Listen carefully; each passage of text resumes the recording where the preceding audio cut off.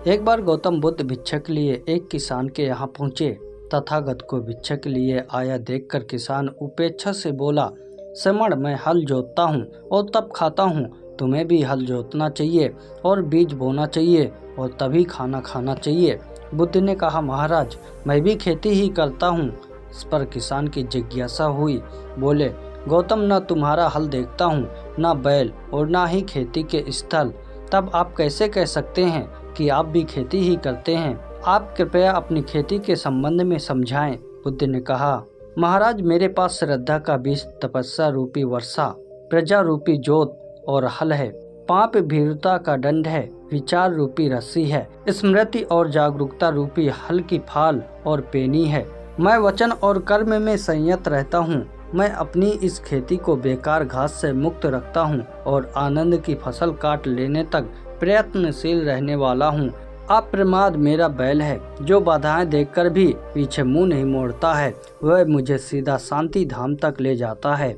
इस प्रकार मैं अमृत की खेती करता हूँ। एक आदमी को बुद्ध ने सुझाव दिया कि दूर से पानी लाते हो, क्यों नहीं अपने घर के पास एक कुआं खोद लेते हो? हमेशा के लिए पानी की समस्या से छुटकारा मिल जाएगा। सलाह मानकर उस आदमी ने कुआं खोदना शुरू किया, लेकिन 7-8 फीट खोदने के बाद उसे पानी तो क्या, गीली मिट्टी का भी चिन्ह नहीं मिला। उसने वह जगह छोड़कर दूसरी जगह खुदाई शुरू की, लेकिन 10 फीट खोदने के बाद भी उसमें पानी नहीं निकला। उसने फिर तीसरी जगह कुआं खोदना शुरू किया, लेकिन यहाँ भी उसे निराशा ही हाथ लगी। इस क्रम में उसने 8-10 फीट के 10 कुएं खोद डाले, लेकिन पानी कहीं नहीं मिला। वह निराश होकर बुद्ध के पास गया। उसने बुद्ध को बताया कि मैंने 10 कुएं खोद डाले हैं, मगर पानी एक में भी नहीं निकला। बुद्ध को आश्चर्य हुआ। वे स्वयं चलकर उस स्थान पर आए जहां उसने 10 गड्ढे खोदे हुए थे। बुद्ध ने उन गड्ढों को गहराई देखी और सारा माजरा समझ गए। फिर वो बोले, 10 कुएं खोदने के बजाय एक कुएं में ही तुम अपना सारा परिश्रम लगाते तो पानी कब कब मिल गया होता। तुम सब गड्ढों को बंद कर दो, केवल एक ही को गहरा करते जाओ, पानी निकल आएगा। उसने बुद्ध की बात मानकर ऐसा ही किया। परिणाम स्वरूप कुआं पूर्ण होते ही पानी निकल आया। सबने भगवान बुद्ध की जय जयकार की। एक युवक ने बुद्ध से आकर कहा, मेरा गांव अशिक्षित है। मैं अपने परिवार से झगड़कर थोड़ा बहुत पढ़ पाया हूँ। आगे और पढ़ना चाहता हूँ, किंतु सभी रोक रहे हैं। घर के लोग सोचते हैं कि खेती में खूब पैसा है और उसके लिए किसी शिक्षा की आवश्यकता नहीं है।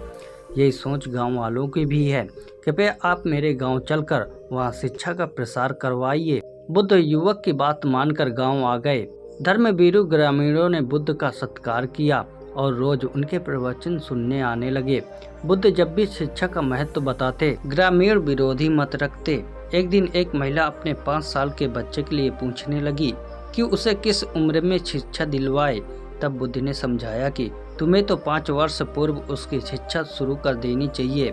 उसे क्या खाना है, क्या नहीं, कैसे वह क्या बोलना है आदि बातें शुरू से सिखाओगी, तभी वह अपना उचित ख्याल रख सकेगा। बुद्ध की यह बात महिला सहित सभी ग्रामीणों को समझ में आ गई। उन्होंने अपने बच्चों को विद्यालय भेजना शुरू कर दिया। यह समय वर्षा का था। युवक ने लोगों को जल संग्रह की तकनीकी बताई। अधिकांश ने उपहास किया, किंतु युवक अपना काम करता रहा। बुद्ध का सहयोग प्राप्त था, इसलिए किसी ने उसका खुलकर विरोध नहीं किया।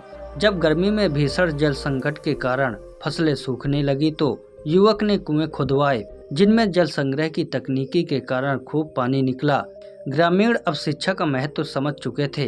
धीरे धीरे संपूर्ण गांव शिक्षित हो गया। ज्ञान हर उम्र में अर्जित किया जा सकता है। यही ज्ञान हमें जीवन में आने वाली समस्याओं के समाधान की राह को सुझाता है। दोस्तों, यह कहानी कैसे लगी मुझे कमेंट में ज़रूर बताएं। अगर आप चैनल पर नए हैं तो चैनल को सब्सक्राइब जरूर करें। धन्यवाद।